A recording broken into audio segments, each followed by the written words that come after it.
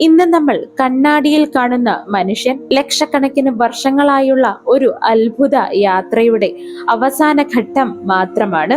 ഒരിക്കൽ മരങ്ങൾക്കിടയിലൂടെ ജീവിച്ച ജീവവർഗം എങ്ങനെ തീ ഉപയോഗിക്കുവാൻ പഠിച്ചു, എങ്ങനെ കല്ലുകൊണ്ട് ഉപകരണങ്ങൾ നിർമ്മിച്ചു, എങ്ങനെ ചെറിയ കൂട്ടങ്ങളായി ജീവിച്ചിരുന്ന അവർ നഗരങ്ങൾ പണിതു, ഭാഷകൾ സൃഷ്ടിച്ചു, സംസ്കാരങ്ങൾ രൂപപ്പെടുത്തി, ഭൂമിയെ മാറ്റിമറിക്കുന്ന ശക്തിയായി മാറി.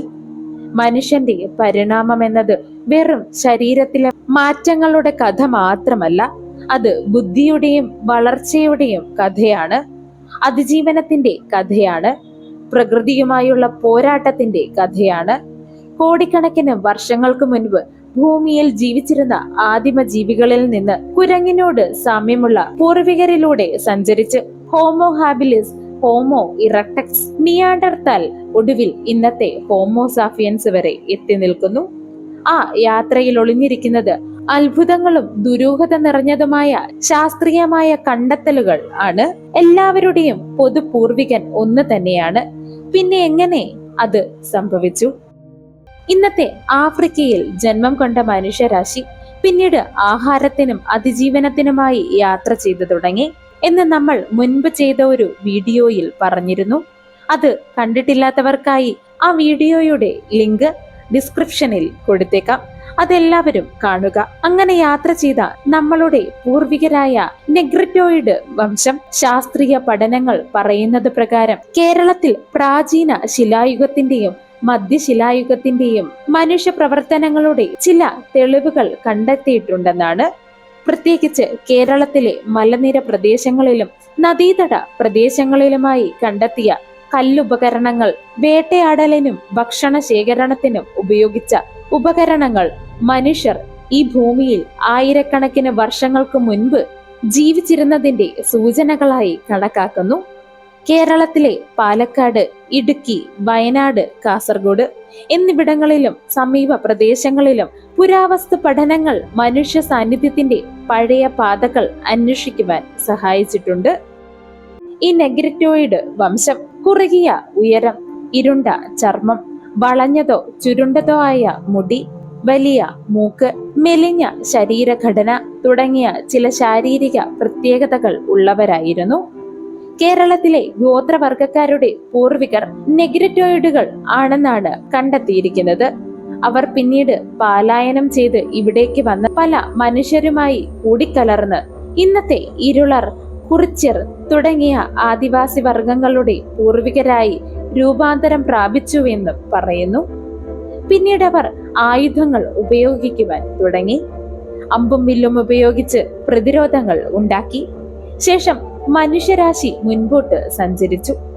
ലോകത്തിന്റെ പല ഭാഗങ്ങളിലും ശക്തരായ മനുഷ്യർ രൂപപ്പെട്ടു. അങ്ങനെ അക്രമങ്ങൾ ഉണ്ടായി. ആ അക്രമങ്ങളിൽ നിന്നും രക്ഷപ്പെട്ട് പലരും പലായനം ചെയ്തു തുടങ്ങി. അങ്ങനെയുള്ളതിൽ പിന്നീട് നമ്മുടെ നാട്ടിലേക്ക് വന്ന വർഗമാണ് മെഡിറ്ററേറിയൻ വർഗം. അവരാണ് പിന്നീട് ദ്രാവിഡറായി മാറിയത് എന്നാണ് പറയപ്പെടുന്നത്. ചരിത്രപരമായി പഴയ ആന്ത്രപ്പോളജിസ്റ്റുകൾ മെഡിറ്ററേറിയൻ വർഗക്കാർ എന്ന് വിളിച്ച വിഭാഗങ്ങൾ പടിഞ്ഞാറൻ ഏഷ്യ, മധ്യപൂർവ്വ ദേശം, മെഡിറ്ററേറിയൻ പ്രദേശങ്ങൾ എന്നിവിടങ്ങളിൽ നിന്ന് ആയിരക്കണക്കിന് വർഷങ്ങൾക്ക് മുൻപ് ക്രമേണ ഇന്ത്യയിലേക്ക് കുടിയേറിയതായി കരുതുന്നു. ചിലർ പഴയ സിദ്ധാന്തങ്ങൾ പ്രകാരം ഏകദേശം BC 7000 മുതൽ BC 3000 വരെ കാർഷിക സംസ്കാരങ്ങൾ വികസിച്ച കാലത്ത് പശ്ചിമേഷ്യയുടെ വടക്ക് പടിഞ്ഞാറൻ ഇന്ത്യയിലേക്ക് മനുഷ്യ സഞ്ചാരങ്ങൾ ഉണ്ടായതാകാമെന്ന് പറയപ്പെടുന്നു. അവർ പ്രധാനമായും ഇന്നത്തെ ഇറാൻ പ്രദേശം, പശ്ചിമേഷ്യൻ പർവ്വത പ്രദേശങ്ങൾ, കരമാർഗങ്ങൾ എന്നിവ വഴി കടന്നു വന്നതായി ചില പഴയ പഠനങ്ങൾ സൂചിപ്പിച്ചു. ഈ വിഭാഗങ്ങൾ കൃഷി, മൃഗസംരക്ഷണം, ഗ്രാമീണ ജീവിതം, മൺപാത്ര നിർമ്മാണം, ധാന്യകൃഷി എന്നിവയിൽ ഏർപ്പെട്ടിരുന്നു.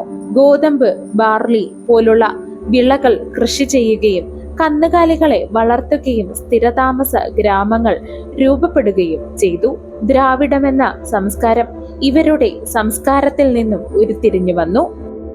പിന്നീട് ആര്യന്മാർ ഇവിടേക്ക് എത്തിച്ചേർന്നു. ആര്യൻ അധിനിവേശ സിദ്ധാന്തം അഥവാ ആര്യൻ ഇൻവേഷൻ തിയറി, അതനുസരിച്ച് ഏകദേശം ക്രിസ്തുവിന് മുൻപ് 1500ഓടെ മധ്യ ഏഷ്യയിലോ യൂറോപ്യൻ പ്രദേശത്തിലോ ജീവിച്ചിരുന്ന ഇൻഡോ യൂറോപ്യൻ ഭാഷ സംസാരിക്കുന്ന ജനവിഭാഗങ്ങൾ വടക്കു പടിഞ്ഞാറൻ ഇന്ത്യയിലേക്ക് കടന്നു വന്നു.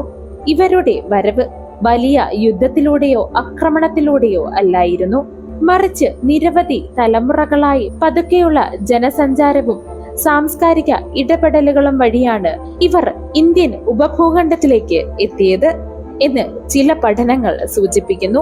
ഇനിയാണ് ചരിത്രത്തിലെ മറ്റൊരു കുറിപ്പുണ്ടാകാൻ തുടക്കം കുറിക്കുന്നതും. ആര്യന്മാരുടെ വരവിന് ശേഷം ഇന്ത്യയിൽ എന്ത് സംഭവിച്ചു എന്നത് പ്രധാന ചർച്ചയാണ്.